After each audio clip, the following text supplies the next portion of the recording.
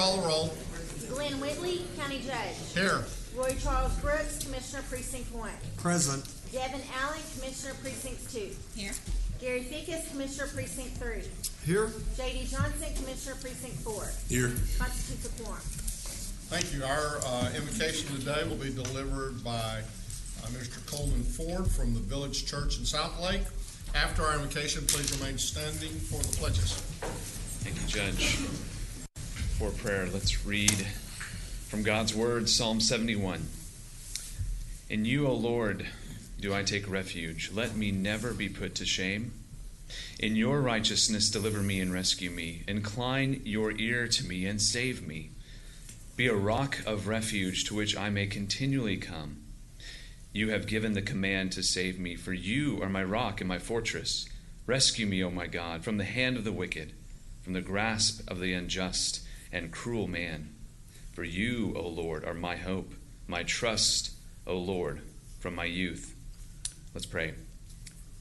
Holy God, we come to you today recognizing that we have put our trust in other things today, that we have sought to find refuge in something else today, whether in another person or another relationship, a job, an ability, a bank account. Lord, whatever we've sought to take refuge in this day, would you remind us quickly right now that you alone are the only true refuge, that you alone are the fortress which never fails. You are the one that stands forever. So, Lord, would we approach our task today with this in mind? As we seek to serve those around us, as we seek to step into this place, would we have a posture of humility? Would we have a heart of love toward others, a way of approaching others, Lord, that remembers that you alone are the refuge. We cannot save people. We cannot ultimately enact justice, but you are the one who does those things. So may we come alongside and seek to serve in a way that you've shown us, out of love, humility, care for others, Lord. And that all along that we would demonstrate the grace and mercy that you have shown us that is most readily seen in Jesus Christ. So thank you for this day. May it be for your glory, for the good of others. And we pray this in Christ's name. Amen. Amen.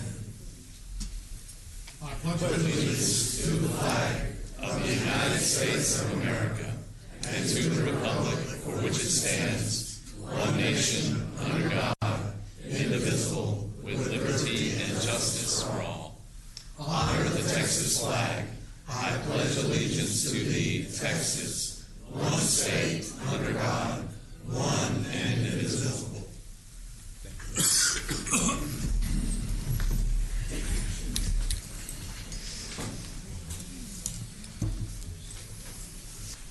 Mr. Mayes, agenda announcements. Thank you, Your Honor. Members of the Court, we have one announcement relating to the agenda today. That would be under the Public Health Department. It'll be item 8H3. This is the submittal of the Accountability and Transparency Act certification. We're going to hold that for 1 week. Just a couple other announcements. Also, as it relates to the agenda today, we have 3 briefing items. One of those deals with the Elections Office, and as it relates to countywide elections polling place program.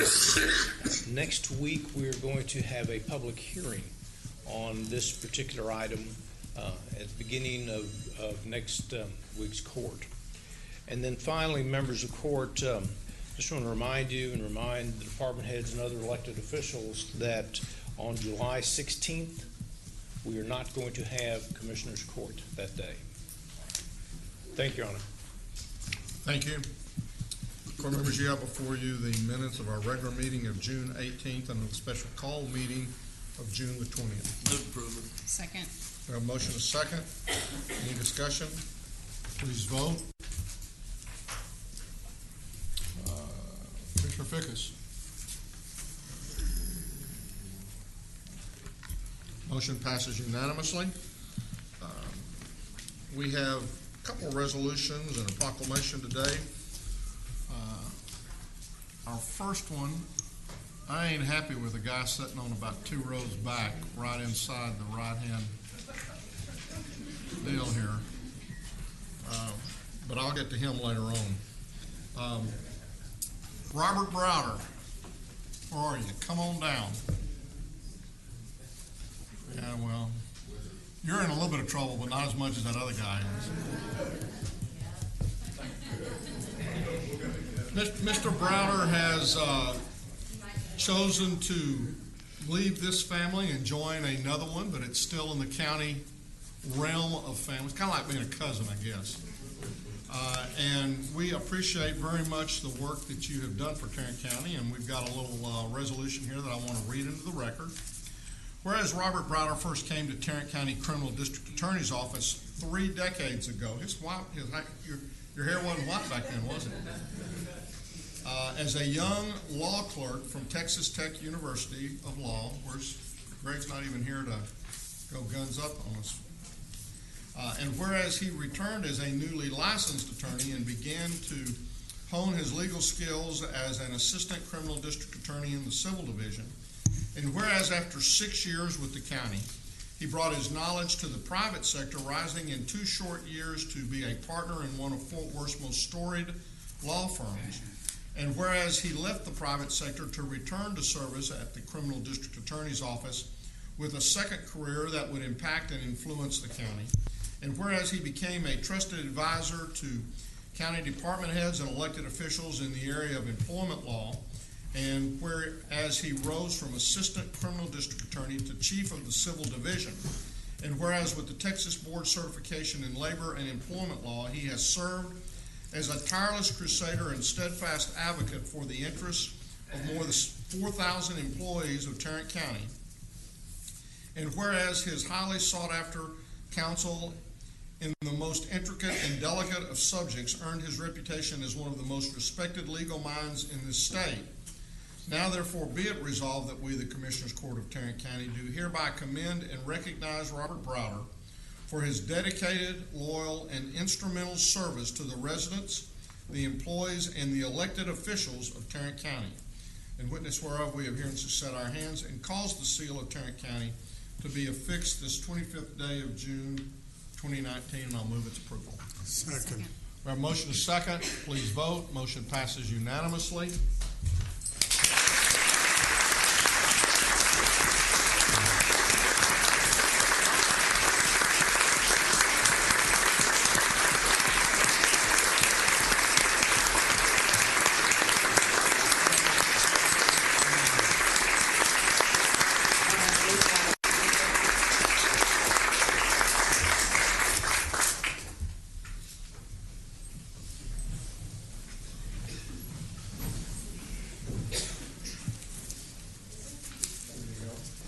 He kept me out of trouble when I was a commissioner, and he's keeping me out of trouble as a judge for the most part, although it's been a little bit harder. That was Been a full-time job, hasn't it? It was a full-time job as commissioner. It's been more than a full-time job as judge. Judge, Commissioners, thank you. Thank you very, very much. I've got some folks that are very special to me that are here. My wife, Rachel, is in the back. My parents, Bob and Betsy Browder, are here. I'm very grateful that they're here and for all their support through many, many years. I deeply appreciate this. I'm not sure everybody in Tarrant County agrees with the kind words that are on this resolution. I can think of a few employees who might not be as Well, ex-employees, I might say, maybe. I was going through my desk the other day, and I found a handwritten note. It was written by Chris Ponder, and it memorialized a conversation between Craig Maxwell and me on August the 22nd of 2017. And it reads this. This is a verbatim. You know it has to be true because it's written on a fast food restaurant napkin. Quote, Robert, I'd prefer a real legal opinion rather than your advice.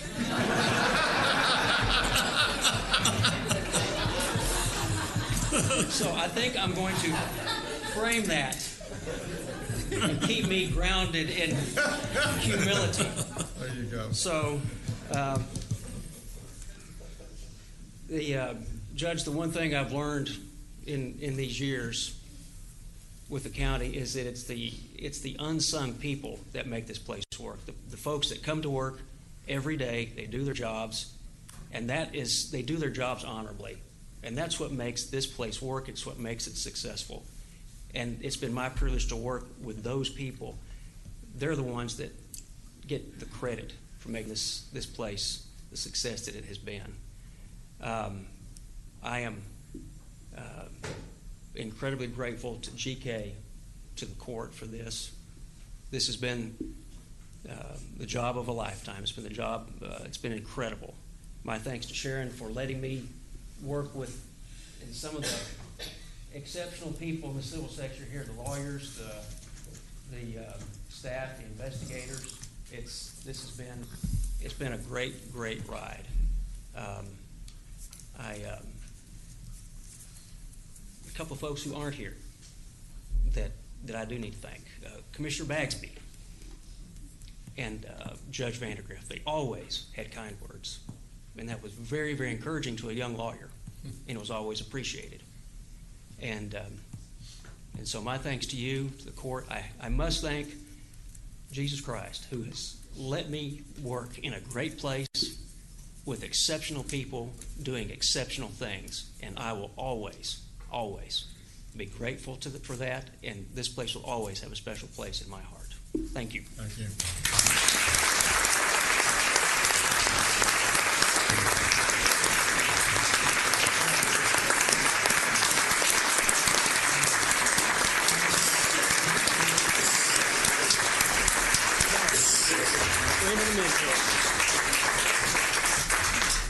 We're going to miss you, but I bet we're going to see you every once in a while. I think you will.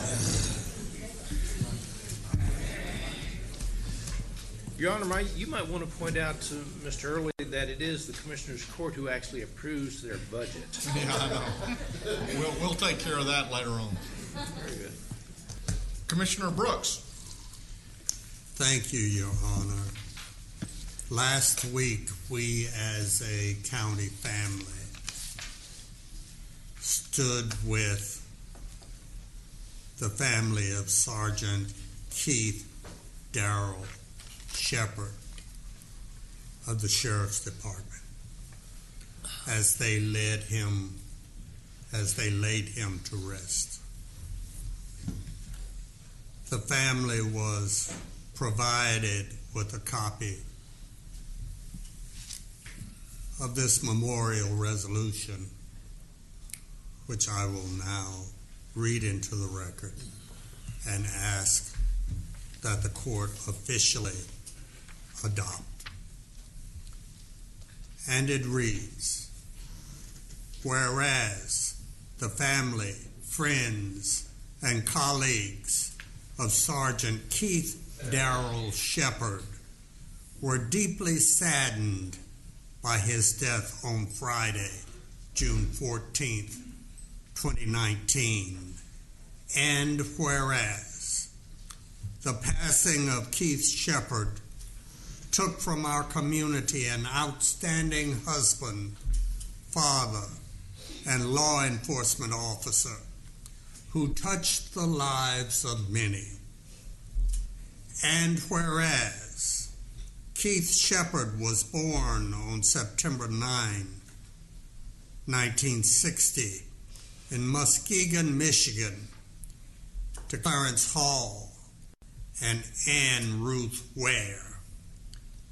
And whereas Keith Shepard was a highly dedicated and dependable leader who served as sergeant for the Tarrant County Sheriff's Office from December 1st, 2000 to the present time. And whereas Keith Shepard, in recognition of his dedicated service, was awarded the Supervisor of the Year for the Confinement Division commendation in 2011. And whereas Keith Shepard was a highly adept mentor who was loved and respected by his peers and will be remembered for his compassion, friendly personality, and for his passion for helping those in need. And whereas Sergeant Keith Darrell Shepard is survived by his loving wife, Veronica Shepard, children Keisha Shepard and Christina Haver, and a host of other loving relatives and many friends. Now, therefore, be it resolved that we, the Commissioners' Court of Tarrant County, pay tribute to the memory of a courageous and honorable man, and extend our deepest sympathy to the members of his family, his colleagues, and his many friends for their great loss.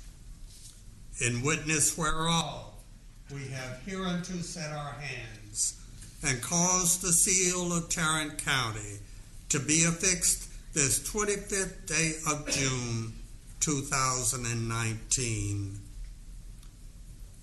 I move approval of this memorial resolution. Our motion is second. Please vote. Motion passes unanimously. Your Honor, I would further ask that we close court today in honor of Sergeant Keith Darrell Shepard. Okay. Yes, we'll do that. Commissioner Allen. Yes.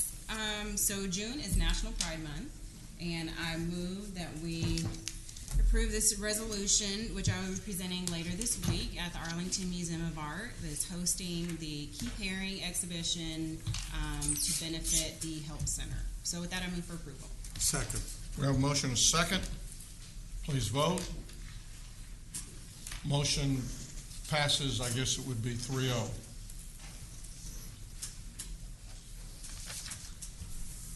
Court members, you have before you the consent agenda.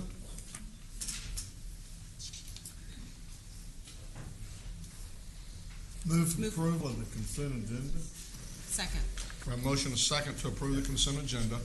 Please vote. Motion passes 4-0. Mr. Manius. Thank you, Your Honor. Members of the Court, we have one additional item for you this morning. We're requesting that the Commissioners' Court approve an agreement between Tarrant County and the Hospital District with Evertson and Sanchez for legal services related to PID number 4060770, which is actually located at 555 Elm Street in Fort Worth, Texas. Move approval. Second. We have a motion and a second. Any discussion? Please vote. Motion passes unanimously, 4-0. Craig. I know your boss isn't here because I saw her a few minutes ago down at the little CPA. Yes, she was looking forward to hearing what you had to say about the state of the county. That's all right. I saw her before I got up and spoke, so I got to call her out. Judge, Commissioners, I would first like to thank the district clerk and his staff, the county clerk and her staff, the purchasing agent and his staff, the district attorney and her staff, Kim Buchanan, and all who worked to get this contract to this point. With that, I ask for your approval of the Tarrant County depository contracts with J.P. Morgan Chase. Move approval. Second. We have a motion and a second. Any discussion? Please vote. Motion passes 4-0. Thank you. Your Honor, as it relates to the criminal district attorney's office, we'll handle that at the end of the closed session. Move to receive and file the personnel agenda. Second. We have a motion and a second to receive and file the personnel agenda. Any discussion? Please vote. Motion passes 4-0. Thank you. And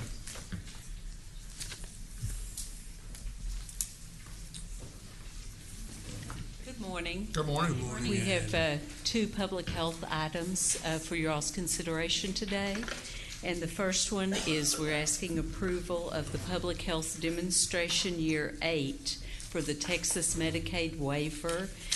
We need to do our intergovernmental transfer payment, and this will go to the Texas Health and Human Services Commission.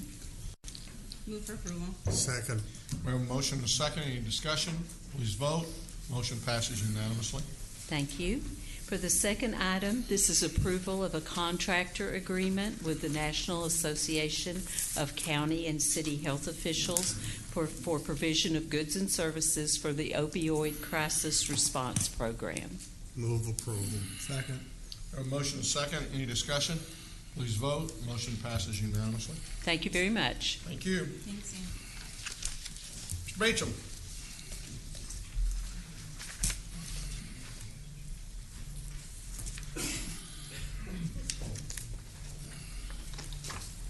Good morning. Good morning. I'd like to take a minute and say thank you to Robert Browder also. He's provided unlimited legal advice for us over the years, and there's nobody any better. And you all know he always looks like he just jumped out of the inside cover of the Macy's catalog, which is a compliment. I'm just hoping he can help Mr. Early on his next selection of polyester shirts and clip-on ties. He's speaking later. We have three items for your consideration this morning. Our first item is a bid award recommendation for bid 2019-104, bid for the North Patrol Station Emergency Power System. Our recommendation will be toward the low bidder, D&H United Fueling Solutions, the amount of $80,609. If the court approves this contract, we're also seeking acceptance of the payment bond. Move approval. Second. We have a motion and a second. Any discussion? Please vote. Motion passes unanimously. Item number two, also a bid award recommendation for bid 2019-141, signing a contract for miscellaneous medical supplies for the Public Health Department. A recommendation to be award on a per unit price basis, awarding to the primary, secondary vendors meeting all specifications as shown in your court communique. Move for approval. Second. We have a motion and a second. Any discussion? Please vote. Motion passes unanimously. Our last item, also a bid award recommendation for bid 2019-160. This is a bid for the Tim Curry Criminal Justice Center variable air volume unit upgrades. Recommendation be toward the low bidder Alpha Mechanical Contractors, the amount of $87,000. Again, we're seeking contract approval and acceptance of the payment and performance bond. Move approval. Second. We have a motion and a second. Any discussion? Please vote. Motion passes unanimously. Thank you. Thanks, Jack. Are there any appointments today? I have two reappointments. Reappointing to the Historical Commission is Mr. Bill Perdue and Ms. Dorothy Rencarell. Second. We have a motion and a second. Any discussion? Please vote. Motion passes unanimously.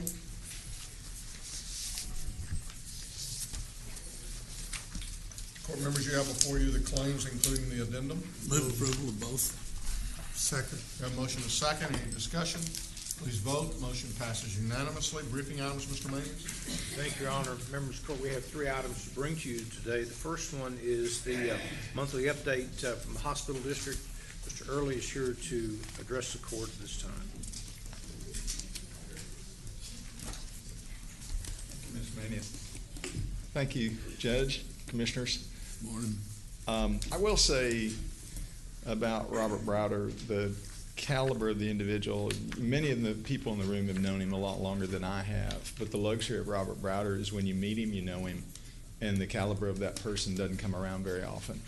And when we went through some of the challenges we've gone through in the last 9 months at JPS, I witnessed some incredible abilities of an individual that I think can benefit this county in the way he's done in the past and what he will continue to do at JPS. So for those of you who have said he's been a counselor, he's been a help to me, knowing the caliber of Robert Browder, I don't think that goes away. I think Robert's a phone call away from anybody. And what he will bring to JPS, I think, is going to be phenomenal. Well, I'm taking that you don't mind us calling him and him coming over here and working from time to time, no matter how long it might take. You will be the 37th person today that has asked me if that's all right. And I just want to clarify your comment. You know, It you make is. comments like that up here, then, you know. I do, and I mean them, and I do think that it speaks to a man like Robert Browder. And the thing that you have to have is that you work at JPS, you have to have a passion for the people that come through the front door, and that was witnessed real early when you meet Robert Browder. And when he came over and spent some time with us through the district attorney's office, the kind of dedication that he had to our patients and the challenges we went through as of January 20th was pretty phenomenal. So not only do I say thank you and for all that he's done for the county and the man himself, but we look for a new chapter at JPS and what he'll be providing our patients and you as a county in his role at JPS. So thank you. I have the chairman of our finance committee here, Mr. Steve Montgomery. I have the chairman of our board here, and I'm not sure why, but I'm going to try to do my best in this briefing and make sure that I, as Mr. Montgomery kindly told me as I stood up to come to the podium, please don't embarrass us. So that is my goal, and thank you for the words of wisdom. I appreciate your strong support at all times. A couple things. We have a person at JPS by the name of Dr. Tricia Elliott. Some of you may have met Tricia Elliott, but some of you may not have, and I want to resoundingly tell you the acclaim of what a wonderful person she is, because she heads up our academic affairs and deals with a lot of our scholarly activity. When JPS became a Level 1 trauma center, we were required to do more research publishing. But there's two ways you can do it: real publishing and real research, or just putting your name on something. And Tricia Elliott joined us from the University of Texas Medical Branch at Galveston. We competed strongly with a few others locally to get her to come to JPS, and she chose us. And what she has done with our scholarly activity has been pretty phenomenal at putting JPS's name out there in the nation for some of the research and scholarly activity that we do. And to give you an idea, in her third year at JPS, we were publishing 75 scholarly papers recognized throughout the medical industry. Up to date this year, she's put out 121 scholarly activities. And that is a statement to JPS being nationwide in some of the activities. So to Tricia Elliott, and I'll have the opportunity at some point to have her come by the court and tell you about some of those. But we just got done with our research day, and she's a phenomenal person doing great work. The other thing I'll tell you is we struggle right now, and we're not quite sure why. All the emergency rooms in Tarrant County are struggling. To give you a perspective, when I became the CEO, we had 175 people daily average in our emergency room. That's what our average was, 175 people. By all standards, that's a busy emergency room. Right now, the new norm for us is 400 a day. Sometimes we bump up to 425, and it is a challenge. And the hard part about that challenge is we can't quite figure out why, because it's not necessarily flu-induced, it's not weather-induced, it's not time of the year induced. We do find that Thursdays and Fridays, we've got to keep those numbers as low as we possibly can, try to get as many admits as we can, try to do the proper discharges as we can, because the weekend and going into Sunday night and then Monday morning becomes a real challenge over the weekends. So we're looking at 400 people. What we've done is we put a few basic SWAT teams in place, includes nursing, includes our physician staff and our operations team, to try to figure out how we deal with that kind of volume. But I would argue that Baylor and THR and our friends at Medical City are seeing some of those same levels of overutilization of emergency rooms. I would caution y'all, not that I need to, but I would tell you that the answer to that is not in a one-shot kind of deal. Well, let's just do this and we'll reduce it, or just build more space. Those are hard answers, because you build more space and you'll still have a very similar problem. The key to it, in my opinion, and many scholars in healthcare, is your upstream care. It's an efficient clinic system. It's getting people into a clinic so that you don't have people that use your emergency room, whether it's us or Harris or anybody else, as their primary care facility.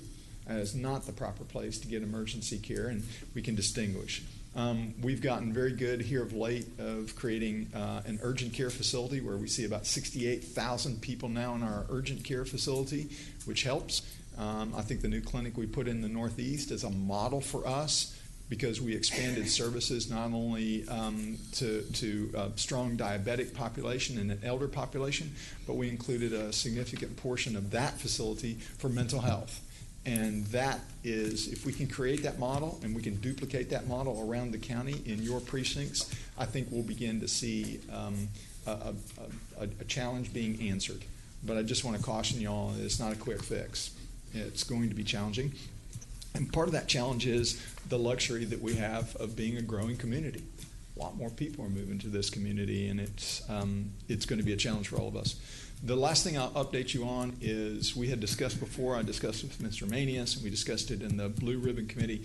Sundance facility was located, Commissioner Allen, in your precinct, one of their facilities. They have one in between Arlington and Mansfield, and they have one in Garland area, closer to the Dallas side. I believe it's actually in Dallas County, and that is a mental health facility. That facility under Sundance went out of business. It was just recently purchased by an Atlanta-based company called Perimeter Behavioral Health. They have bought the facility, and that will bring 116 more beds online for mental health patients. We think that will be a benefit to this community to have that, even though it's the private sector.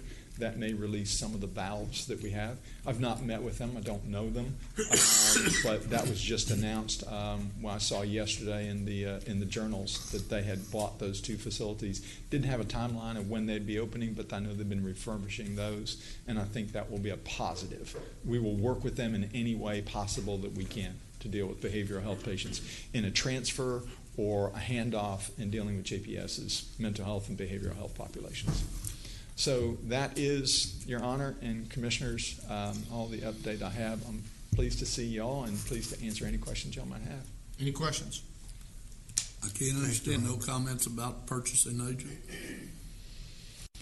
Well, I just don't know anybody of late that quotes Macy's catalog. I don't know who's ever been sent a Macy's catalog. They still go in the backwoods of Arkansas. Well, yeah, I think in Arkansas they probably get those kind of catalogs along with some others. But I wish the best for Jack. He needs all the Macy's catalogs we can give him.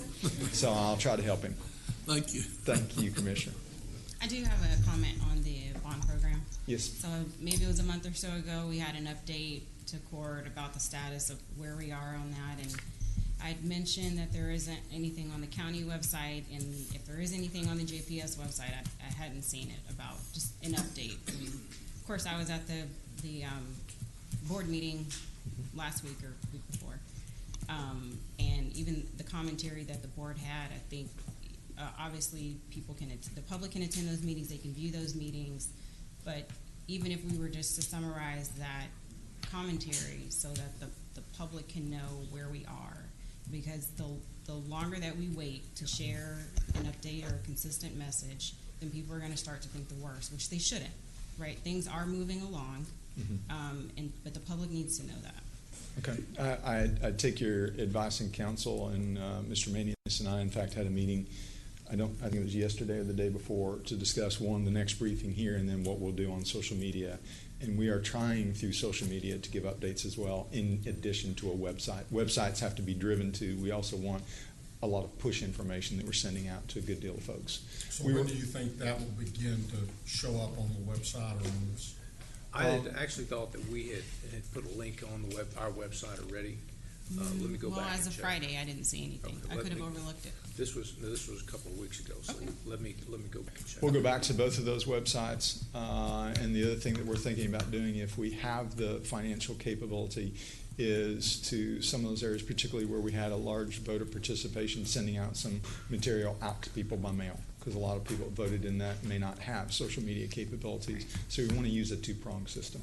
And that will be part of the briefing to give you an update. Okay, great. Thank you. I appreciate the comment. Anything else y'all have? Thank you. Thank you all very much. Thank you, Robert. Mr. Carter, we can go to item B. This is an update from the Elections Department as it relates to the countywide elections polling place program. Mr. Garcia is here to address the court at this time. Good morning. Good morning, Nina. Morning. Thank you for having me here this morning. I am here to bring to the court a briefing on the work the Citizens Advisory Committee did, so I'll be speaking on behalf of that group to present to the court the result of our work. Yes, we are ready. Okay. So I'm going to walk quickly through a little bit of what the committee that was created, what was the goal we had, what was the process we followed, some of the events that we used to collect some input, and then eventually the meat and potatoes of it, which is the methodology we developed and what are the recommendations the committee has for the court. So what is the CAC? We were created, the CAC was created by this court. I came back here in October to ask for this to be created to explore the votes, the countywide polling place program. And there were two sections in the Texas Elections Code that required us to take some sort of measure to address that. Those two you have on your screen. One became the goal of the committee, which was to create a methodology for identifying which locations would be good polling places if the county were to join the countywide polling place program, if we were to what we commonly refer to as going to vote centers. And two, that within that process we solicited input to put and to contribute to building that methodology. So we got together as a group starting in January, and the process we had was one of meeting on a monthly basis, have these discussions, identify these variables that we wanted to include in the methodology, but also we wanted to make sure that we came up with a document that wasn't just theory, but something that we would feel comfortable understanding what it would produce. So the process was meet and then test what we discussed, then come back and meet, review, adjust, and try again. It became kind of a cycle. So we had those monthly meetings. There were a total of 7. The minutes of those meetings are available on the website of the Elections Department, on the Tarrant County website. They all describe, I think, pretty accurately what we talked about, what we considered, how each member of the committee felt. And then what we wanted to do, again, was to find an answer to the question, is this a good location? Is this a location that we want to keep? Or is this a location that if the Commissioner's Court decided, if the county went to vote centers, it's a good candidate for closing it down? And so we started our discussion by including other experiences, best practices from other counties and even some other states, ideas that the members of the committee brought to the discussion, and obviously we started incorporating feedback from the public. So we would have public meetings and open lines to different groups. And so we would mix all of that together in every meeting and basically say, okay, if we were to apply this method, this would flag certain polling places as this is a candidate to close it.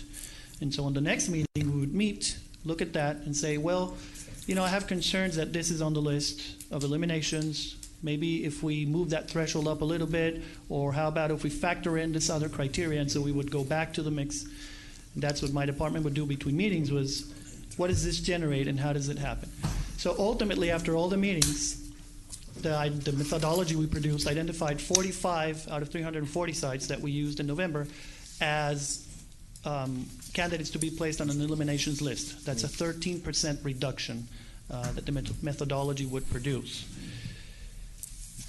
In that process, of course, we had those public events. I'm sure the court is aware, I'm saying this for the public, 5 town halls in total. We went to every commissioner's precinct. We met with the public, we advertised them, we explained what vote centers were, the advantages the program had, and what the CAC was doing, and so that became the feedback we collected, became part of the methodology. We also had meetings that members of the committee coordinated so that we could go and reach out to more stakeholders. They're listed there, the Northeast Leadership Forum, both executive committees from both parties, Mayor's Council of Tarrant County, and for the school districts and the cities in the county. We had a meeting early on in the year, but we also repeated the presentation via webinar online. I think that was a very successful technique because it just took half an hour of time for them to log in and see the presentation, ask the questions instead of travel time and the whole thing. So with all of that, what was the result? It was a methodology that again flags places for the Commissioner's Court to consider as, would you consider closing these down if you go to vote centers. 4 points we wanted to highlight about four pillars we had while we were having the discussion. We wanted the methodology to be data-driven. So basically, whether it's Hyder, the next DA, or John Doe, who sits on, in the position I have, you would expect the same thing to come out. So it's very numerical. It's very look at the numbers and flag things according to a very definite criteria. We wanted to create consistency for voters. In what regards? Well, there are things in it like if you have an early voting location, which we currently do, and you close it down and then you open a different polling place on election day in the same precinct, why not just stay in the early voting location so people identify the place and know that if they just go there, they're going to find a polling place during the 14 days on election day. If you have a polling place that is used in the March primary and in the May election, but not in November, why not move there in November and, again, give voters a consistent place where they can go. Number 3 was we wanted to make sure we were inclusive of all concerns. I think that the result has everyone's concerns documented, everyone's ideas included. I think it was a very rich discussion, and I want to thank all the members of the CAC for taking such a constructive approach to the work we did. And last one was we took a play it safe approach. We realized probably halfway through we were identifying criteria that said, well, this polling place has a very low turnout, but at the same time is mostly Republican or mostly Democrat. And so those criteria were colliding, not those two, but any two. And so we said, well, for the first round, maybe we do a play it safe approach. If anything says you might want to keep it, let's keep it and see what happens if the county decides to go vote centers and if the county decides to do anything with the list of locations. What data did we use? I'm sorry, what data did we use? We grouped it in 2 categories.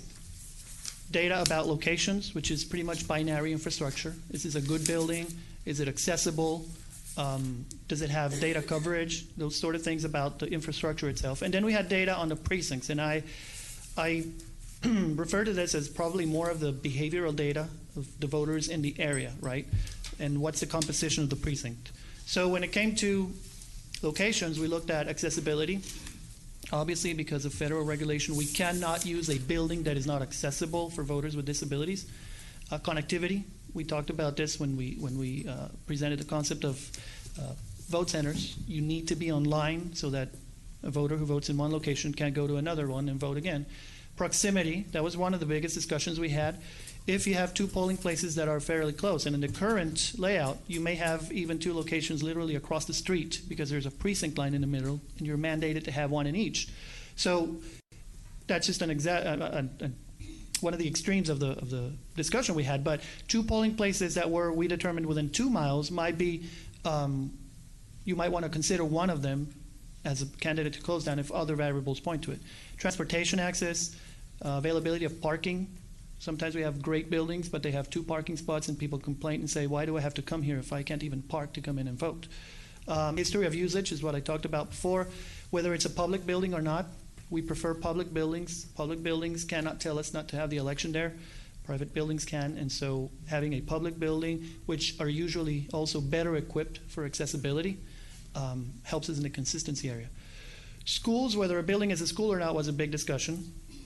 My office has gotten a lot of calls about can we not use schools, but at the same time there were members of the committee who felt being in a school is not necessarily bad, and it's something that may even be a good experience for children. The methodology in the end says we prefer not to use schools if as long as the school, and I'm going to paraphrase here, is not adequate for elections. If the school is adequate for holding elections, then that kind of waters down a little bit the preference of not using it. And then there are different realities around the county. I know that, for example, in Commissioner Brooks's precinct, we did the numbers with the committee, and you have 2/3 of the locations are schools, whereas in the other precinct, there is just 1/3 of the locations are schools. So it's harder to move out of schools in that precinct because we have a lot more, and we would have to have a lot more alternate buildings. And then about precincts, we looked at election day turnout. So not just how many people vote in this precinct, but how many people vote on election day. We have precincts that have 70–80% of people voting early. So again, do you need to open a location there for a low number of voters who show up on election day?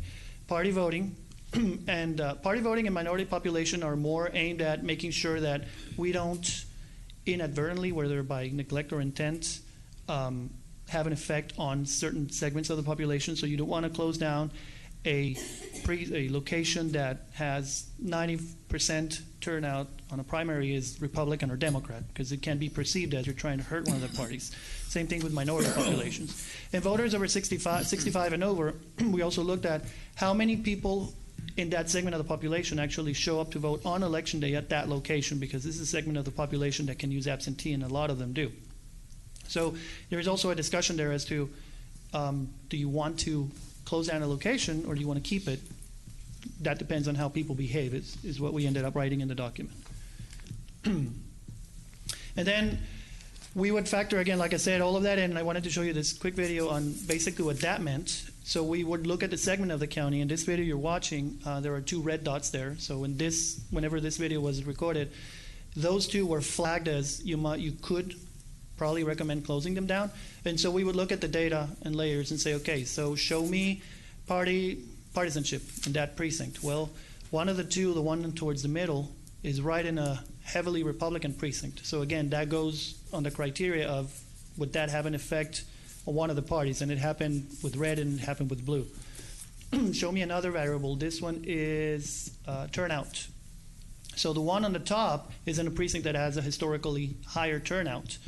Minority populations, none of them are in a precinct that is particularly high in the density of voters, African American, Asian, any minority.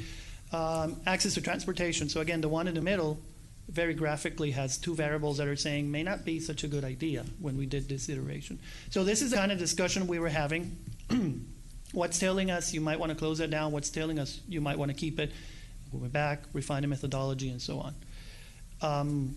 We did things like, well, if you look at that map and you have a low turnout on Keller Church of Christ, is the one in that example, why not, for example, keep that one open and maybe close the Bear Creek one, and so you have a wider geographical spread so that you don't have certain neighborhoods or pockets of voters that end up being too far away from one of the ends of the travel, like the trip you have to take, I guess you could say. So that was kind of the process, review and try. So what did end up being produced by that? The last round, the document that was approved to recommend to the court. If you take the 340 sites we had last November, it says, these 295, keep them. These 45, you might want to consider, or they're flagged for, it places them on the eliminations list. I added that chart just to show and this wasn't intentional, we looked at it after each iteration, but they're not particularly focused on any commissioner precinct. The 4 precincts have between, I think it was 9 and 13%. When you compare the number of locations to the total they used to have. And what I added there too, is that a mouse right there? I don't have a mouse. I do what? I do. Because we're going to put this on the web and we're going to give your offices copies of this. You can click on each one of these and see within each commissioner's precinct which ones are the ones that were identified as recommended to partly close if the court chooses to close locations. Mm-hmm. Regardless of what happens with vote centers, one thing that we want to keep, the elections office wants to keep from this process is replacing 10 of these sites. These are 10 sites that are in a precinct where you have an early voting location, and for some reason we are not using the early voting location on election day. So we're going to start moving that again for consistency for voters.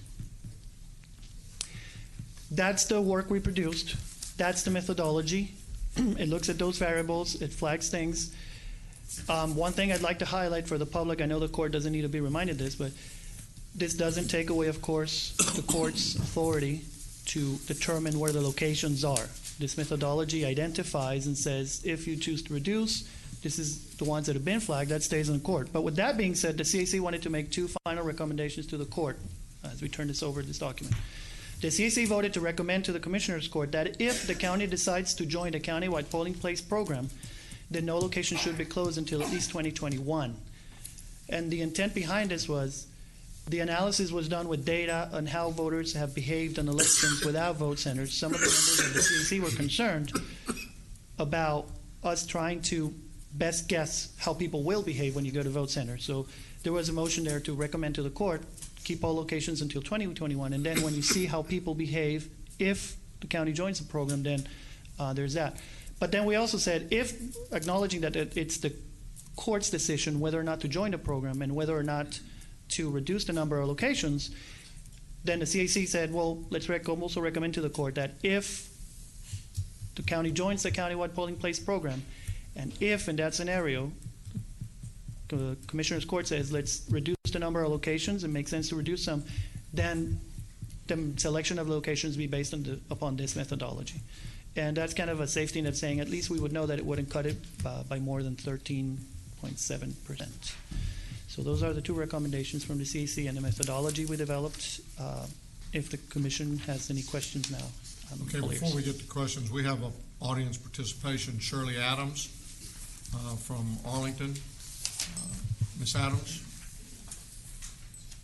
please restate your name and your address for the record.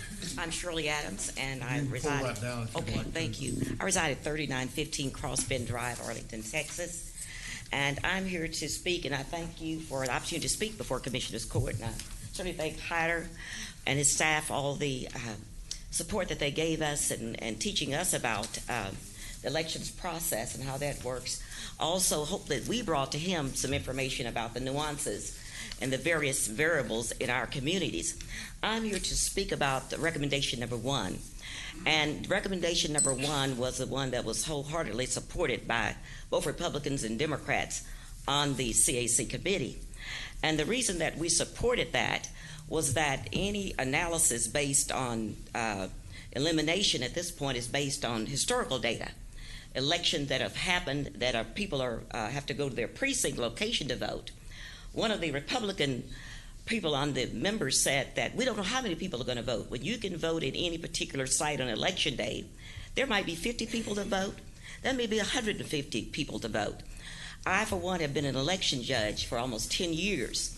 And I've had people, and I've worked in Arlington schools, and they said, if I could vote here on this day, I would. Also, in Arlington, we have 6 early voting locations, and most of those you have to drive to. Everybody that I've seen, and I worked as a poll greeter last election, you have to have transportation to get there. So people, therefore, vote in their neighborhood locations, one, because they don't have a vehicle, or they may not have a regular, dependable transportation. So there is a rhyme or reason as to why people wait till election day to vote. Arlington and I have put forth several times, communities without public transportation are not equivalent to those who have public transportation in terms of access to voting, access to health care, and any other issues that you might bring up.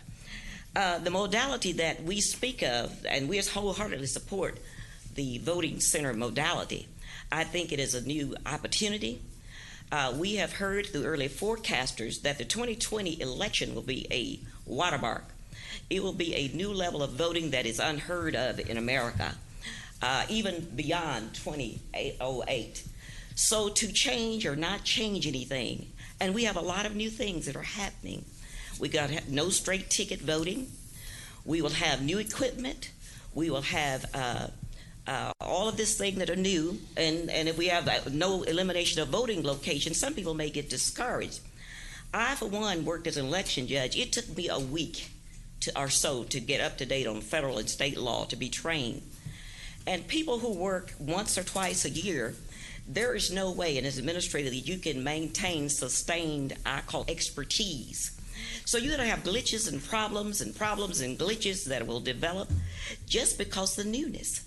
And so to add the elimination of voting sites, regular voting sites, particularly in neighborhoods without transportation, will be an extra, I think, burden, and may result in disenfranchisement of some voters, whether it's intentional or unintentional. I was also told that, well, I'm not good at distances, but when you're talking about 0.1 or 0.2, 0.2 of a mile to a voting location, you're talking about 1/10 is a football field. Well, if you're talking about people who are not avid walkers, people on wheelchairs, people on motorized carts, to have to go 3 yards or 300 yards to vote is definitely a disadvantage.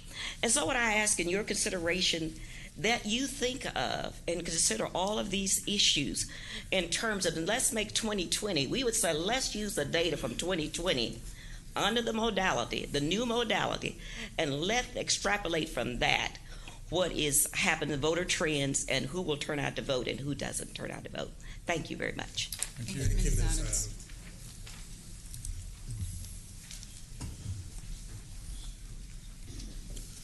Board members, Commissioner Fickus. Heiner, with the vote centers,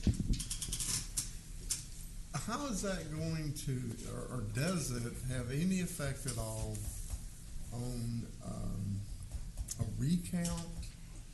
And let's say you have a fairly small election, like an example, two examples. One would be a constable or a JP, very isolated, not isolated area, but a specific area in one part of the county. But you can vote all over the county and all these machines all over the county. Correct. And you have a very close election, and you want to do a recount. It's going to be expensive. Particularly, before, a long time ago, before we kind of got to where we are today, you just counted those votes in that particular area.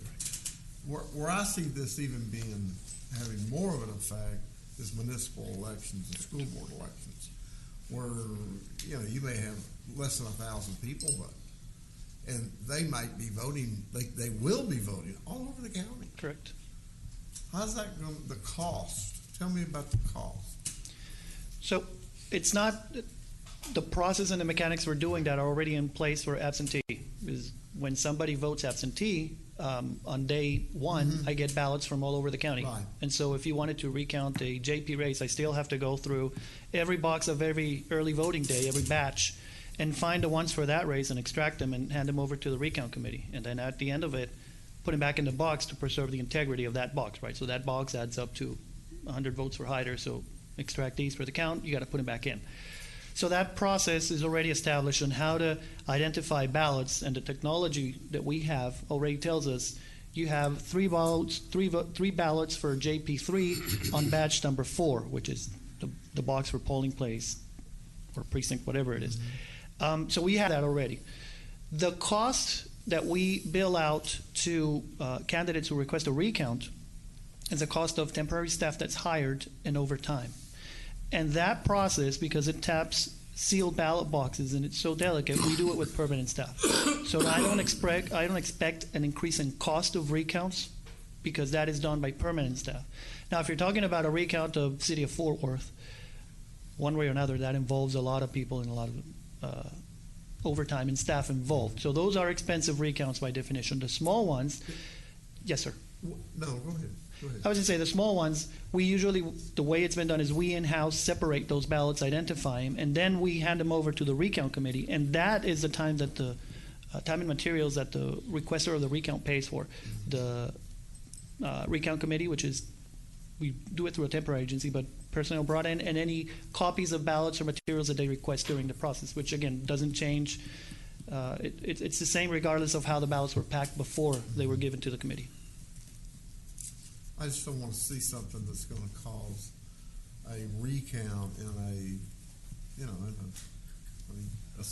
I say a small community. I mean, it could be Kennedale, it could be Colleyville, but, they have, a few thousand votes, and all of a sudden the recount's $25,000, $30,000. So let me ask this question, I guess, along that same type line. If we're in early voting on municipal elections, right now they still have to go to the municipality. Correct. Are you saying, and with the municipal elections, can they go anywhere in the county and vote? Or are the municipal elections still going to be up to the cities to determine whether they go with vote centers or not? When we go vote centers, we go all in, all the county, all the elections. So now, in the municipal elections and the school board, you'll be able to go to Fort Worth. Correct. And vote in the HEB and the ULIS municipal elections. Correct.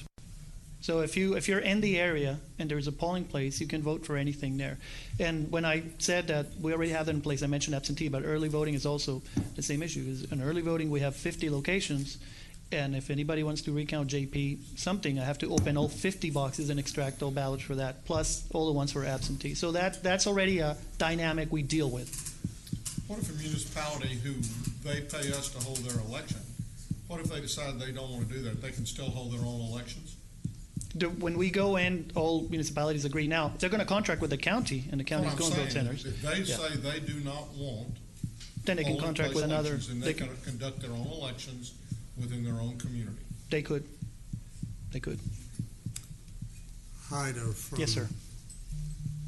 the time that this concept first surfaced, I took the position that while it may be a good idea in theory, that the devil was going to be in the details. Correct. I remember that. We've gotten down to the details and to the devil. I have been trying to click on this list that represents the 13 closures in Precinct 1, and I'm sitting here banging on it, and it's not bringing up anything on my computer. But just from a cursory look at the list of recommended closures, I've got some problems.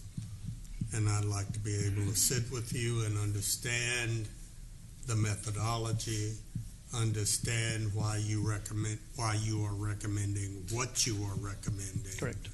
And try to wrap my mind around the impact of that and perhaps have some influence on the list of closures for Precinct 1.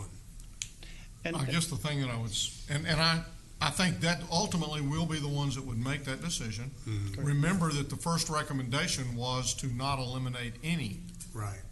location. I will say that I have talked with a number of people. Travis County's gone to it, Lubbock County's gone to it. There have been several counties that have gone to it. I have yet to talk with anybody that has gone to this that has not liked it. What about Travis and Harris and Dallas? Travis is one I mentioned. Travis, Harris is in the process of looking at it right now. Travis already has it. Right? And if I Travis already has it. And if I may, I mean, the intent was to do a briefing item today, not to obviously ask you to take any action, but I do want to put a couple of other things in perspective here. One is we're planning on having the public comment session next week so that the general public, not the CAC, but the general public can come in and tell the court what they feel about vote centers. But two, this is a recommendation. This, again, does not take away from the court that you are the authority that decides where the locations are for election day. So there will come a time for November, as it is done every year, when the elections office will come in and say, we recommend this list. And so that review has to happen before then.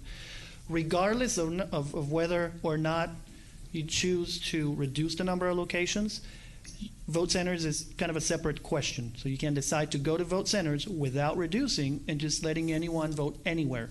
And I think that's, to tag up on the judge's comment, that's where people say, I don't see anyone who's gone into that let anyone go anywhere mode and said, yeah, no, this didn't work for us, let's go back. Separate from that, we will ask the court, okay, now if you vote for joining vote centers, which list should we use, the reduced or the extend or the usual one? So there'll be two separate questions that will be in due time brought to court. I'm like Commissioner Brooks. I would like to see a printed list of precincts in each of our Yes, sir. precincts that you're proposing to Correct. eliminate. We'll do. Because I can't read this in this book. Yeah, no, this was meant to just give you a 30,000 foot of it, and That's now what it did. we'll give you the It data didn't give me what I need. to analyze properly, exactly. Last time he made the mistake of suggesting 39 polling locations, and that he caught all kind of grief about that. So Right. this time we listed every one of them from that standpoint. So, Hyder, looking at the list for Precinct 2, I see that there are the majority of them are schools, and I can understand some of the concerns about that. I would like to look a little deeper into that, but just curious as to just the general percentage of public versus private buildings for them. I will get back to you on that. Okay. If you can ask me that same question next week, I'll have the answer, because we have a public hearing, so. Sure. Yeah. And then also, in the methodology, there's a reference to the usage of remote or low turnout locations. What would be considered a remote location? So we established that line at 2 miles. So anything that is within 2 miles is probably, close enough, quote unquote, to another one to say, okay, so let's look at the other variables to see if there's any other that adds up. And most of them you'll see on the list. That's why we put that there. 0.6, 0.3, 0.8, 1.1 miles from another one, right? So that's the remote or close location is about those 2 miles. And that's a question for the court. We could in future versions say maybe not 2, maybe 1.5, maybe. But we did do, in my office, part of the analysis we did, and I probably could have added that to the presentation, is you grab the map and you grab those 295 locations and you draw a 2-mile circle radius on top of them and you cover the entire county. You have the same coverage you have right now. So nobody with that list is more than 2 miles away from a polling place. Anywhere you are in the county, you're not more than 2 miles away from a precinct. So I think we fulfill at least that part. Sure. Okay. And then I want to thank Mrs. Adams and everyone else that served on the CAC for all of your time and commitment to this process. I know that you all have worked really hard on it. I do echo Mrs. Adams's concerns about public transportation and access to transportation. Obviously, in Arlington and other communities, that's a huge issue. So just want to reiterate that. And then lastly, as a result of the 2 town halls that we hosted in Precinct 2, we combined the frequently asked questions that we received from the community, and so we have a draft of that we're going to share with you. But then I certainly would be willing to share it with you all so that you can help to educate the community on what a vote center is versus what it isn't. So as we move forward with this process, we're doing our best to keep everybody informed. So, thank you, ma'am. Appreciate it. And the outreach did come up in one of the last meetings of the CAC, and I said we'll be in touch with all of you if this happens, and if it doesn't, when we get new voting equipment, to be out there, with all the groups and all the reach you have into the communities to say we need to go out and show you all these new things that are happening. And I certainly agree with Mrs. Adams that recommendation number 1 is critical to the process, that we delay the closure of any locations until at least 2021 so that we can have current voting data on which to make the analysis rather than historical data. I understand. I was the only vote against that recommendation. It's just because for me it was uncomfortable to tell the court, give a blanket statement saying there's not one that would make sense to close, right? I think when you have places that are literally across the street, I can probably make a point for saying instead of having 7 people here and 7 here, I might have 11 here. Do you have and process real people life situations like that? Yeah, within 0.1 mile or something. I'll send you the data and I'll show you the examples. And some of them also are conflicts with, and that's I focus on schools, and I understand that may be the best place to have them. But there's conflicts in the law. A school may say we don't, and legally can say nobody can come on this premise with a weapon. And then when you come to election day, I don't know how that conflicts, but you've got conflicts between what school law is and what people who can come to a voting place the law is. And so, on voting day, the voting day takes precedence over school law. And, I don't know that you hear a lot of examples, and I don't know whether they're valid examples or not, but registered sex offenders. I was going to mention that. They can't come on a school premise, or not supposed to be within a certain distance, but on election day, they can go in and vote. And so, again, vote centers, regardless of closing, and schools, that would give a person in that situation the possibility to say, then I'm going to go to City Hall. I'm not mandated to go to that school on election day anymore. I can now go at City Hall and vote because I can go anywhere, kind of like early voting. So that's an example of how vote centers help, in some cases, letting people go anywhere. Okay, so next week we're having a public hearing, Correct. and we'll go through this again. Yeah, with questions and comments from the public for the courts. Then I'm out the week of the 9th, and there's no court on the 16th, so the earliest we would be back to talk to court about possibly taking a vote in vote centers would be the 23rd, but voting equipment has to tie into that because we need the equipment to apply. So it'll be a little bit of updates as we talk about these lists of where we are. And then on the 20th, what the reason for, if we were to decide to go to vote centers, what is the routine or what is the steps that we have to do in order to do that? We have to first come to court and have the court vote to approve joining the program, and that would trigger asking you for a letter to attach to the application with the state.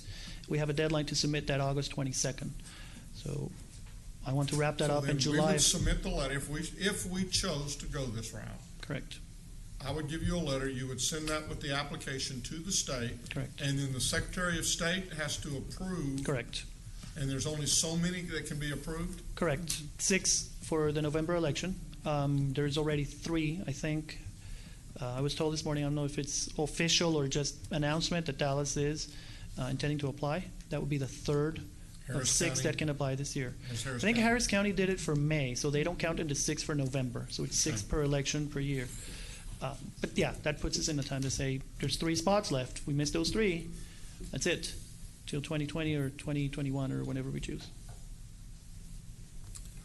Yes, sir. If I understood you correctly a while ago, you made a statement that nobody would be more than 2 miles from a voting precinct.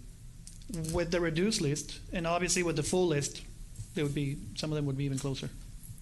My entire neighborhood is more than 2 miles from a voting precinct. I live in rural Tarrant County. Okay. Let's look at that place. Again, we did the map and said, well, the 2 mile radius is I don't know of another place you could hold the election unless it's in some church. Let's look at that map and see if there's something we're missing here. And I'm not complaining. I just point out, be careful with that statement because there are some of us that live in the rural area of the county. Will do, sir. We'll review it again. Any other questions at this time? Thank you, Hyder. Thank you.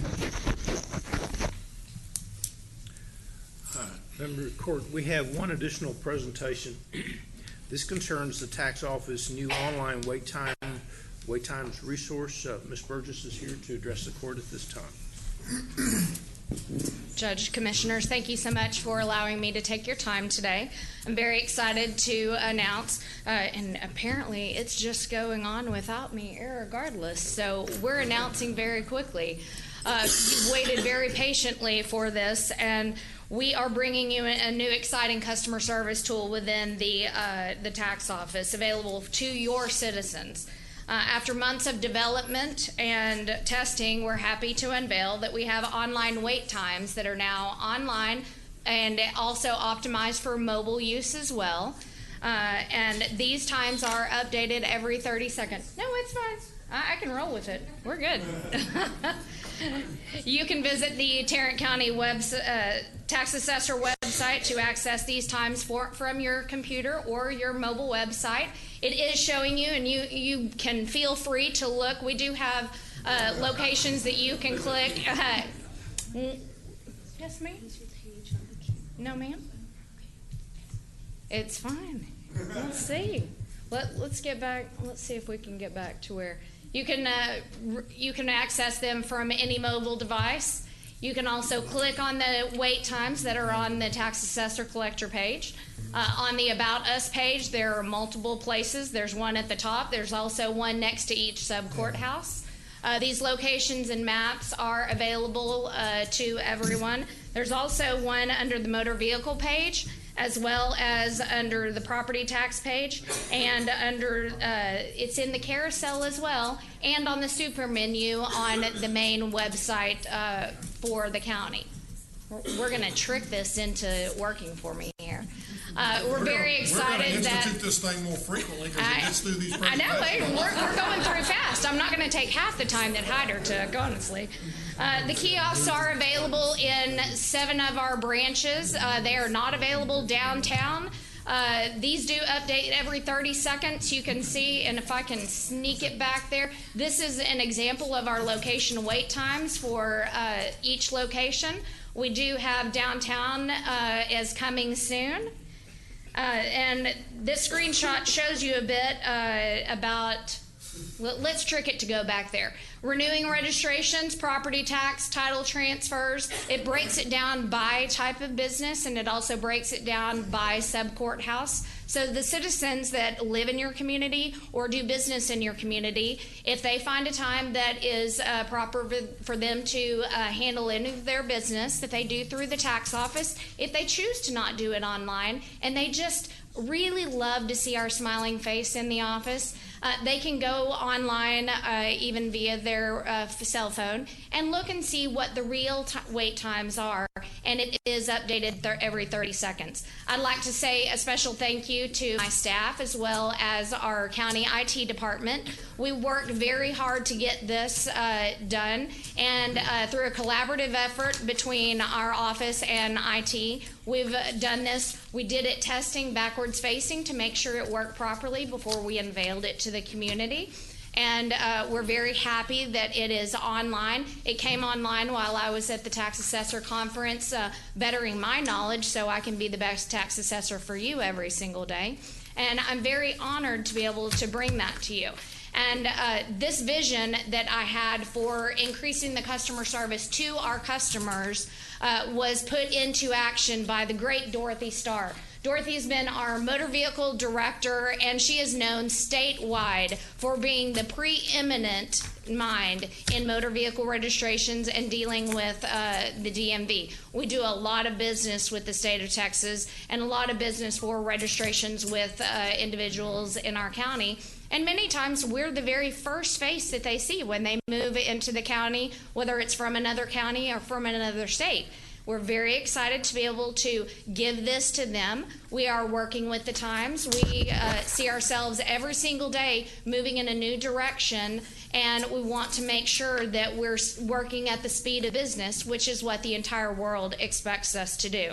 And so this is one of the ways that the tax office is working at the speed of business for you to help not only the tax office look better, but you as well with your citizens. I'm very happy to answer any questions, but I'd also like to thank GK and the entire admin team for welcoming me so well. You know, your new tax assessor for a whole 6 months now, and I'd really like to say thank you for working with me and for teaching me how to work with the system and do everything lawfully and properly according to the way that we do things here in Tarrant County. And I'd like to, I look forward to coming back to you. Now see, and now it's stuck. So I look forward to coming back to you with, it's okay, it's all right. We'll get this fixed next time. It's gonna work like clockwork. I look forward to coming back to you regularly with updates from the tax office so you can see new customer experience through advanced technology. And I would like to remind you that this endeavor that I am announcing today did not create any more cost for the county. This was an availability that we already had paid for, and it just wasn't being utilized. And it only took me 6 months to get it done. So the next one, I look forward to being faster and moving at the speed of business to serve the citizens of Tarrant County. If you have any questions or comments, I'd love to take those at this time. One question. When did this go live to the public? It went live last week on Tuesday. Okay. Week before last on Tuesday. Okay. Time flies when you're only tax assessor for 6 months. Yes. 2 weeks ago, last Tuesday. Any other questions? Thank you. Thank you for your time. I appreciate it. Is that it? So we have this time. We'll recess our open meeting and proceed to close to discuss items exempt under section 551.071, 072, 074, 076, and 087 of the Texas Government Code. She laid her paper on top of it.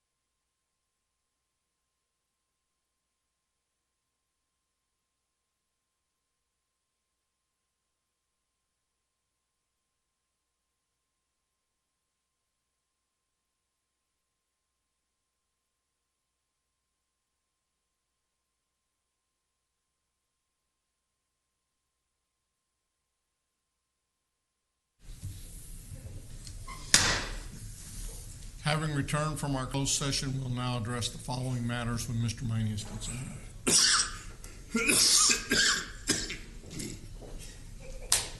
I'm here. We're here. We're waiting on GK. You're up.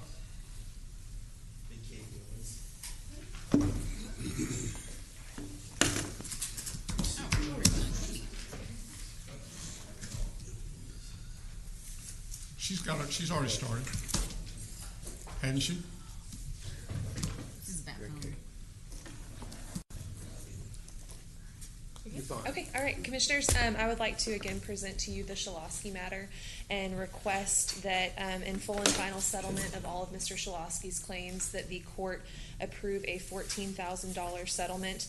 As previously stated, Mr. Shulosky's property claims were settled. This will be all of his medical and other damages in full and final settlement of this matter. Move approval. Second. We have a motion and a second. Any discussion? Please vote. Motion passes unanimously. There being no further business, we are adjourned. Thank you. In memory of Sergeant Timmons. Our key